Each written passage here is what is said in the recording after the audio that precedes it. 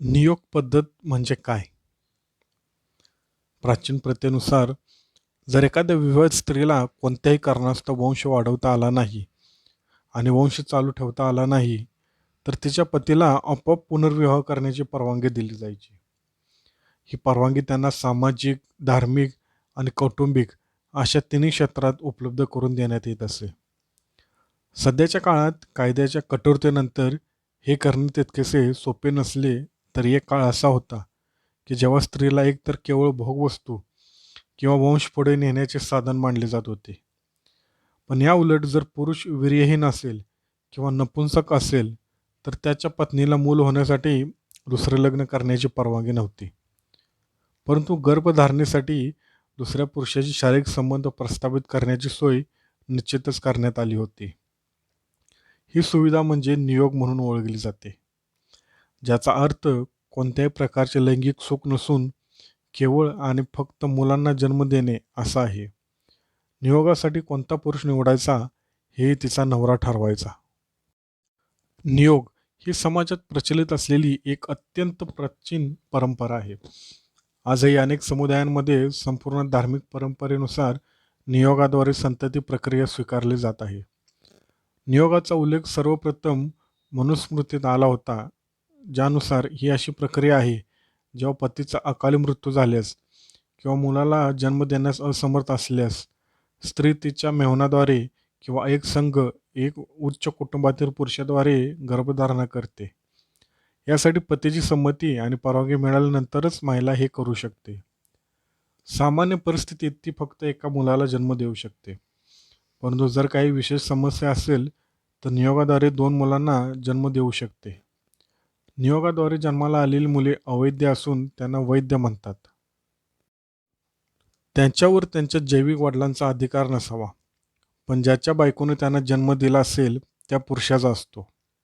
ज्याप्रमाणे स्त्री नियोगाचा उपयोग केवळ अपत्य जन्म देण्यासाठी करू शकते, लैंगिक सुखासाठी नाही, त्याचप्रमाणे नियोगाद्वारे नियुक्त केलेला पुरुष केवळ धर्मासाठीच त्याचे पालन करेल. त्याचा धर्म स्त्रीला केवळ संततीसाठीच मदत करत असतो. मुलाच्या जन्मानंतर नियुक्त केलेल्या पुरुषाचा तिच्याशी कोणताही संबंध राहणार नाही.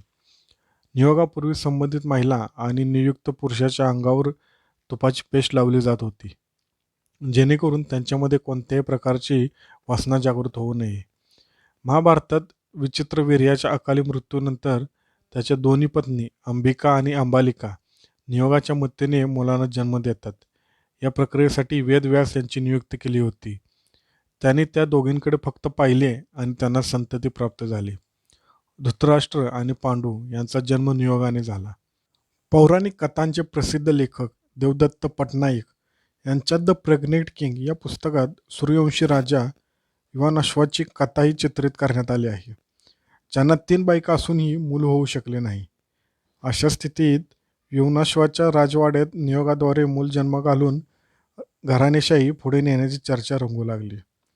महाभारत आणि रामायण काळाव्यतिरिक्त भारताच्या इतिहासात अशी काही पाने दडलेली आहेत ज्यांचा नियोगाशी संबंध आला, पण पुरुषत्वाला धक्का पोचू नये म्हणून त्या कथा दडपल्या गेल्या.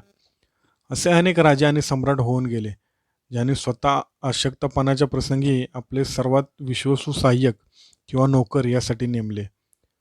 समाजात मुलाला जन्म देणे हा पुरुषाचा सन्मान आणि आदर आणि त्याच्या पुरुषत्वाशी निगडीत आहे.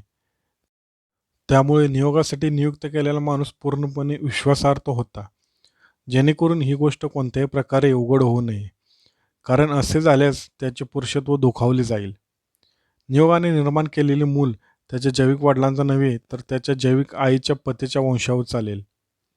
ऐतिहासिक कथा व्यतिरिक्त नियोग हे चित्रण अनेक चित्रपट, कथा आणि कादंबऱ्यांद्वारेही करण्यात आले आहे.